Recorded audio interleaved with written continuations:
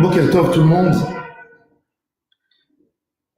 Akadosh Baruch Hu se dévoile à Moshe Rabbeinu et lui demande d'aller sauver les Hébreux d'Égypte. Il lui parle, il lui explique, j'ai écouté mon peuple, j'ai vu leurs cris, leurs larmes, leurs souffrances. Tu vas aller, je vais t'envoyer, tu seras émissaire pour aller et annoncer la Géoula, la liberté au peuple d'Israël. Et Moshe Rabbeinu dit à Dieu, Dieu, je ne suis pas capable, j'ai un défaut physique. Je suis kvad pe ou kvad lachon. Il y a 5 consonnes dans la bouche. Il y a les lettres qu'on prononce avec la langue en hébreu, sont les lettres dalet, tet, lamed, nun, taf. On a les lettres qu'on prononce avec les lèvres, qui sont bet, vav, mem, pe. On a les lettres qu'on prononce avec les dents, zain, samer, tzadik, shin. On a les lettres avec la gorge, gimel, yud, chaf, kuf. On a les lettres plus bas, un peu plus bas, Aleph, He, Vav, Yud. Et donc Moshe dit à Dieu, je n'arrive même pas à prononcer ton nom, Ado, puisque la langue, on prononce le Dalet et le Nun, je ne peux pas prononcer. C'est pour ça que Dieu a dit à Moshe Rabbeinu, tu ne prononceras pas ce nom, tu diras Eye Asher Eye. Mais, Akadosh Baruch Hu qui dit à Moshe, Mi Sampela Adam, qui c'est qui donne la bouche à l'homme? C'est moi. Qui c'est qui peut guérir? Qui c'est qui rend l'homme sourd, muet? C'est moi. Dieu dit à l'homme qui rend la personne sourde. Mais il ne lui dit pas qui guérit l'homme. On sait que Moshe Rabbeinu a guéri quand il a donné la Torah. Quand il a donné la Torah, il ne bégayait plus, il n'avait plus les lèvres gercées, il n'avait plus la langue abîmée. Tout a été guéri. Pourquoi Dieu n'a pas guéri Moshe Rabbeinu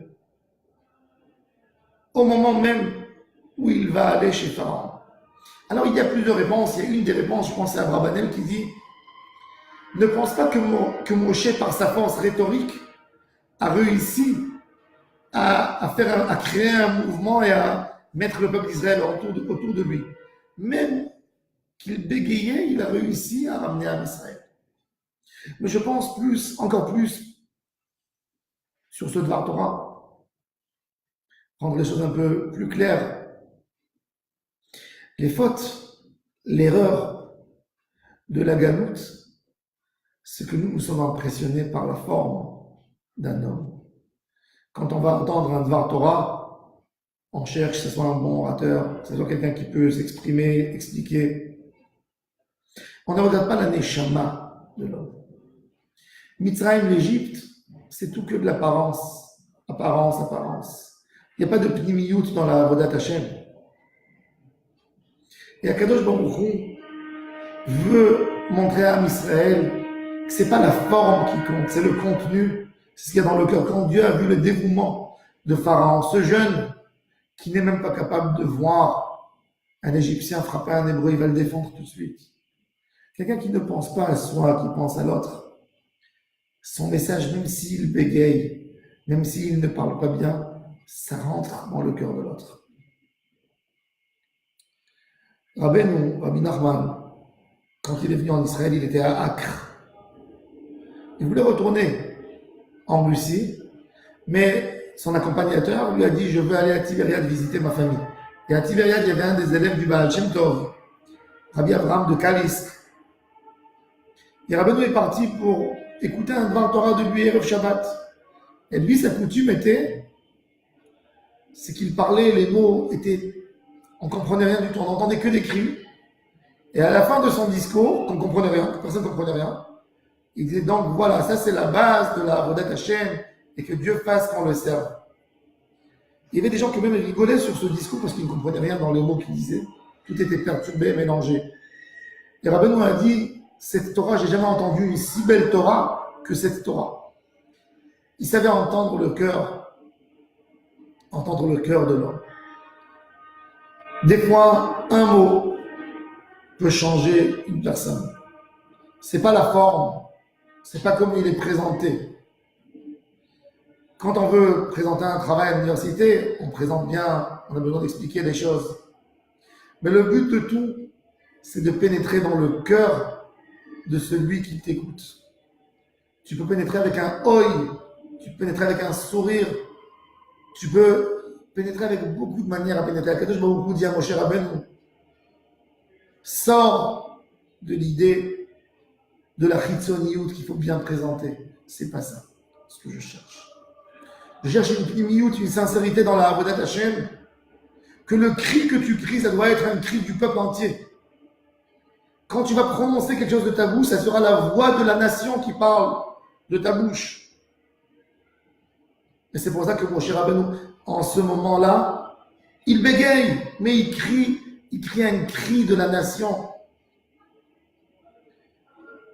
À l'époque, il y a 100 ans, un peu plus, le gouvernement russe a décidé d'obliger tous les étudiants juifs, le gouvernement polonais a décidé de mettre une loi que toutes les écoles juives sont obligées de parler uniquement le polonais, même dans les grands instituts, dans les yeshivot. Pas de yiddish, pas d'allemand, pas d'hébreu, que le polonais.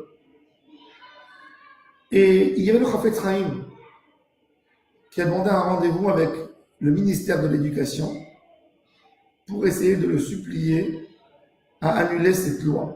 On peut apprendre le polonais, mais ça ne doit pas être la langue où on transmet l'étude. L'étude se transmet en hébreu. Et le Chafetz Chaim ne parlait pas le polonais, que le yiddish et l'hébreu. Et on a envoyé des rabbins, et on a envoyé avec eux un rabbin qui parlait un très beau polonais pour essayer de convaincre le ministre. Et avant de rentrer chez le ministre, le Chafetz Chaim a dit à ce rabbin, sors, ne rentre pas avec nous. Nous, on va aller le convaincre qu'il faut annuler ce mauvais décret. Il va voir qu'on arrive à parler avec lui grâce à une personne qui parle polonais, donc tu vas justifier son décret. Laisse, c'est pas la peine. Le Chafetz Chaim qui rentre, sans pouvoir parler, dialoguer un mot avec le ministère polonais. Il s'assoit sur sa chaise et il commence à pleurer. Un vieil homme de 90 ans qui pleure devant le ministre. Et le ministre lui dit, pourquoi tu pleures? Et il pleure, il dit, on veut blesser notre nation. Le ministre a été tellement touché de ces larmes, de ces pleurs de cette vieille personne qui n'est pas dans ce décret, dans cette loi, qu'il envoie tout de suite à demander à un traducteur de rentrer. Et le traducteur qui rentre, qui lui explique les paroles du Chafetz Chaim, il lui dit, et là le ministre il dit, j'étais convaincu par tes larmes, par tes pleurs. Le tzaddik qui peut changer le monde entier, même sans parler. C'est ce que Kadosh Baruch Hu dit. Ve'atalech va'anochi eye im picha. C'est moi qui parlera de ta bouche, c'est pas toi qui parlera. Le tzaddik qui s'efface tellement à Dieu, c'est qu'il n'a pas besoin de penser que la forme de ses paroles vont influencer. C'est Akadosh Baruch Hu qui se met dans sa voix et c'est Akadosh Baruch Hu qui parle de sa bouche. Et donc, quand c'est la parole d'Hachem qui parle, il n'y a personne qui peut empêcher cette vérité de pénétrer dans les cœurs. Si on soit plus allié à Hachem, toute notre parole sera une parole divine qui sort de notre bouche. Avec ça, on aura toutes les forces d'obtenir ce qu'on veut avec cette parole extraordinaire. Je vous souhaite à tous et à toutes Shabbat Shalom Mevorach, beaucoup d'attachement spirituel à Hachem Yitbarach et Be'atzlacha dans tout ce que vous faites. Shabbat Shalom.